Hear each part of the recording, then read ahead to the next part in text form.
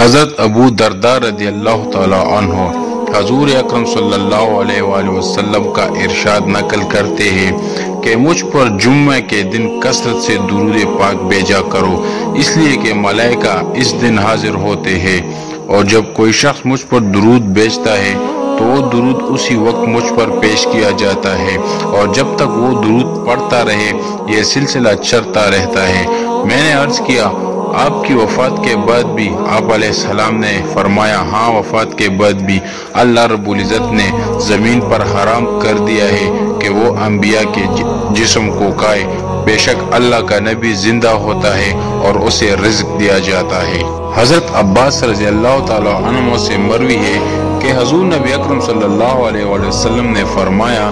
جو مومن جمعہ کی رات 2 رکعت اس طرح پڑھے کہ ہر رکعت میں 25 مرتبہ سورہ اخلاص سورہ فاتحہ کے بعد پڑھے، پھر 1000 مرتبہ یہ درود پڑھے، اللہم صلی علی محمد النبی الامی، تو آنے والے جمعہ سے پہلے خواب میں میری زیارت کرے گا۔ جو میری زیارت کرے گا اللہ تعالیٰ اس کے گناہ معاف فرما دے گا۔ اللہم صلی علی محمد النبی الامی۔ درود شریف کے بارے میں آثار و اقوال۔ حضرت ابو بکر صدیق رضی اللہ تعالی عنہ نے فرمایا، نبی کریم صلی اللہ علیہ وآلہ وسلم پر درود پاک پڑھنا گناہوں کو یوں مٹا دیتا ہے جیسے کہ پانی آگ کو بجھا دیتا ہے،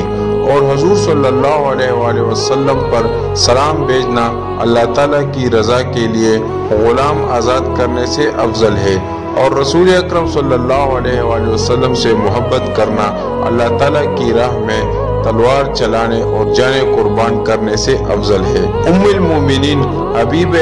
رب العالمین حضرت عائشہ صدیقہ رضی اللہ تعالی عنہ کا قول ہے کہ مجلسوں کی زینت نبی کریم صلی اللہ علیہ وآلہ وسلم پر درود پاک پڑھنا ہے، لہٰذا مجالس کو درود پاک سے مزین کرو۔ حضرت ابو ہریرہ رضی اللہ تعالی عنہ کا ارشاد گرامی ہے، آپ نے فرمایا کہ نبی اکرم صلی اللہ علیہ وآلہ وسلم پر درود پاک پڑھنا جنت کا راستہ ہے۔ سیدنا عبداللہ بن مسعود رضی اللہ تعالی عنہ نے حضرت زید بن وہب سے فرمایا کہ جب جمعہ کا دن آئے تو رسول اللہ صلی اللہ علیہ وآلہ وسلم پر 1000 مرتبہ درود پاک پڑھنا ترک نہ کرو۔ حضرت حذیفہ رضی اللہ تعالی عنہ کا فرمان ہے کہ درود پاک پڑھنا درود پاک پڑھنے والے کو اور اس کی اولاد کو اور اولاد کی اولاد کو رنگ دیتا ہے۔ حضرت عمر بن عبدالعزیز نے فرمان جاری کیا کہ جمعہ کے دن علم کی اشاعت کرو اور نبی اکرم صلی اللہ علیہ وآلہ وسلم پر درود پاک کی کثرت کرو۔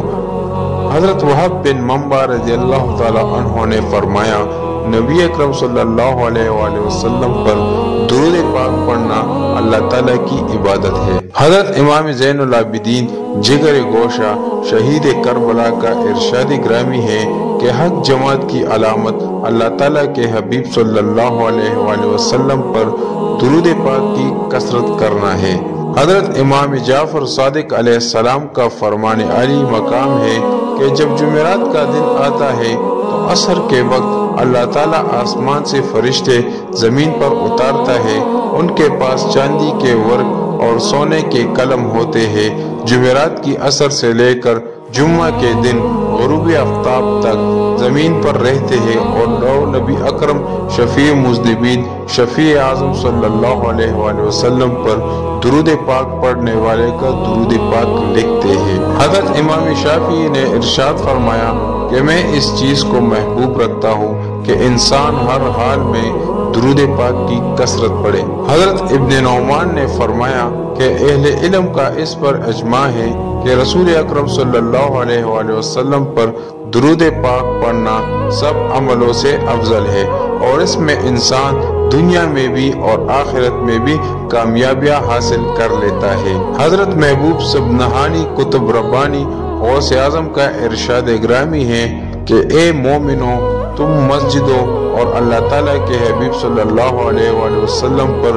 درود پاک لازم کر لو۔ حضرت عارف ساوی نے فرمایا کہ درود پاک انسان کو بغیر مرشد کے اللہ تعالیٰ تک پہنچا دیتا ہے، کیونکہ باقی اذکار میں شیطان دخل اندازی کر لیتا ہے، اس لیے مرشد کے بغیر چارہ نہیں۔ لیکن درود پاک میں مرشد سید دو عالم صلی اللہ علیہ وآلہ وسلم ہے، لہذا شیطان دخل اندازی نہیں کر سکتا۔ حضرت شاہ عبد الرحیم والد ماجد شاہ ولی اللہ محدث دہلی نے فرمایا کہ بہا وجدنا ما وجدنا، جو کچھ بھی پایا ہے سب کا سب درود پاک کی برکت سے پایا ہے۔ حضرت توکل شاہ نے فرمایا کہ بندہ جب عبادات اور ذکر میں مشغول ہوتا ہے تو اس پر فتنے اور آزمائشیں بکثرت وارد ہوتی ہے، اور درود شریف کا عمدہ خاصہ یہ ہے کہ اس کا ورد کرنے والے پر کوئی فتنہ اور ابتلا نہیں آتا اور حفاظت الہی شامل ہو جاتی ہے۔ ہم نے دیکھا کہ بلیات یعنی عذاب جب اترتی ہے تو گھروں کا رخ کرتی ہے، مگر جب درود پاک پڑھنے والے کے گھر پر آتی ہے تو وہ فرشتے جو درود پاک کے خادم ہیں وہ اس گھر میں بلاؤ کو نہیں آنے دیتے، بلکہ ان کو پڑوس کے گھر سے بھی دور پھینک دیتے ہیں۔ حضرت سید محمد اسماعیل شاہ نے فرمایا کہ درود پاک ہی اسم اعظم ہے۔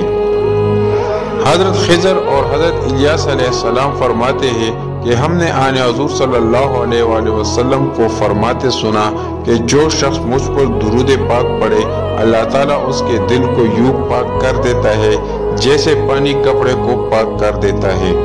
حضرت امام شعرانی فرماتے ہیں کہ ہمارا طریقہ یہ ہے کہ ہم درود پاک کی اتنی کثرت کریں کہ ہم حالت بیداری میں سید دو عالم صلی اللہ علیہ وآلہ وسلم کے حضور حاصل ہو جیسے کہ صحابہ کرام حاضر ہوتے تھے۔ آگے فرماتے ہیں اور اگر ہم کو بے حاضری نصیب نہ ہو تو ہم درود پاک کی کثرت کرنے والوں سے شمار نہ ہوں گے۔